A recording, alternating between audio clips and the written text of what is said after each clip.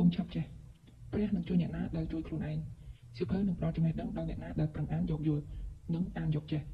ព្រះអាទិត្យតែងតែរះជានិច្ចតែផ្កាចេញមកទទួលពន្លឺឬអត់គឺជារឿងរបស់ផ្កាគ្រូពេទ្យបានពិនិត្យជំងឺបានចេញវិជ្ជាបញ្ជានិងបានបើកថ្នាំឲ្យរួចហើយតែអ្នកជំងឺព្រមលេបឬអត់គឺអាស្រ័យលើអ្នកជំងឺខ្លួនឯងស្រដៀងគ្នាដែរយើងអាចប្រឹងបានជោគជ័យតែទោះបីយើងប្រឹងឬមិនប្រឹងវាជាជំរឿចំណេះដឹងវាមានស្ទើរគ្រប់ទីកន្លែងតែយើងចង់រៀនឬមិនចង់រៀនវាជាជំរឿសៀវភៅមានឲ្យអានតែយើងអានឬមិនអានវាជាជំរឿពេលវេលាមានដូចគ្នាតែអ្នកណាប្រឹងខ្លាំងជាងគឺនឹងដល់គោលដៅមុនសៀវភៅមានដូចគ្នាតែបើអ្នកណាប្រឹងអានបានមុនព្យាយាមអានបានមុនគឺនឹងចេះដឹងមុនបើយើងអាចអានបានយល់មុនអានបានចេះមុនគឺយើងនឹងរស់នៅបានសុខមុនព្រមទាំងមានជីវិតរស់នៅល្អមុនអ្នកដែលអានមិនយល់ឬអ្នកដែលមិនប្រឹងអានឲ្យយល់សន្លឹកក្រដាសដែលមានអំណាចគឺជាក្រដាសដែលមានអក្សរបង្កប់ដួងព្រលឹងនៃគ្រូធំដួងព្រលឹងមនុស្សខ្លាំងនិងដួងព្រលឹងរបស់អ្នកប្រាជ្ញអំណាចនៃសៀវភៅគឺដោយសារតែមានវិញ្ញាណអ្នកប្រាជ្ញស្ថិតនៅក្នុងពេលខ្លះយើងប្រហែលមិនជឿទេថាសៀវភៅគំនិតមួយក្បាលដែលស័ក្តិសមនឹងយើងវាអាចមានឥទ្ធិពលផ្លាស់ប្ដូរជីវិតយើងទាំងស្រុងបានដោយសារតែទស្សនៈនេះហើយទើបមានទស្សនៈមួយទៀតបានលើកឡើងថាសៀវភៅដែលអ្នកត្រូវអានគឺជាសៀវភៅដែល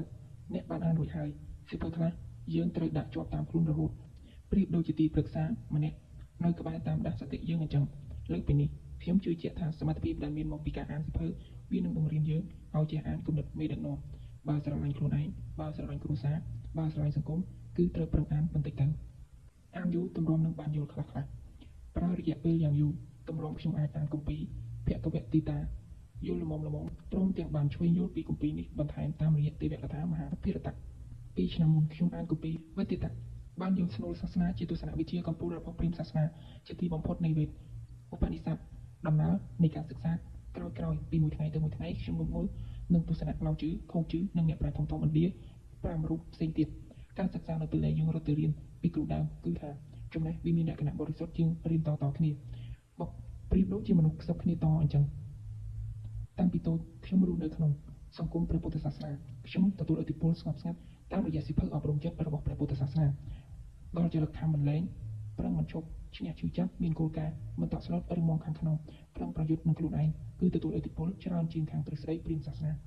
អ្វីដែលនៅជាប់នឹងព្រលឹងខាងក្នុងរបស់មនុស្សបែបណាវានឹងស្ដែងនៅគុណភាពជីវិតមនុស្សបែបនោះដែរព្រលឹងជាតិព្រលឹងសាសនានិងព្រលឹងមេដឹកនាំគឺសំខាន់ខ្លាំងណាស់ក្នុងការកសាងសង្គមរឿងទាំងនេះវាទាក់ទងនឹងចិត្តសាស្ត្រមនុស្សជាតិតែម្ដងរឿងចំណេះដឹងគូក្បាលអាចបំពាក់បានតែចរិតឬសម្ដានមនុស្សគឺត្រូវពឹងពាក់ពីសាសនាមិនកិច្ចពីបញ្ហាតែតស៊ូបួសតែបើបួសគឺបួសរៀនតែប្រឹងយកឈ្នះឧបសគ្គឈឺចាប់យ៉ាងណាក៏មិនចុះចាញ់អក្សរសិល្ប៍ព្រាហ្មណ៍និយមគឺសុទ្ធតែបង្ហាញពីព្រលឹងនៃសាសនាវាជ្រាបដល់ទៅផ្នត់គំនិតមនុស្សក្នុងសង្គមមនុស្សគិតបែបណាធ្វើបែបហ្នឹងធ្វើអ្វីបានផលហ្នឹងគុណភាពនៃគំនិត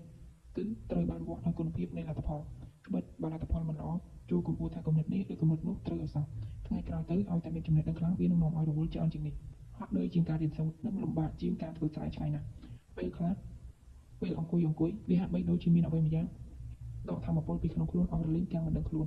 ពេលហត់នឿយធម្មពលដែលត្រូវរកគឺពីខ្លួនឯងតែពេលខ្លះធម្មពលមិនមែនចេះតែមាននៅក្នុងខ្លួនរហូតទេ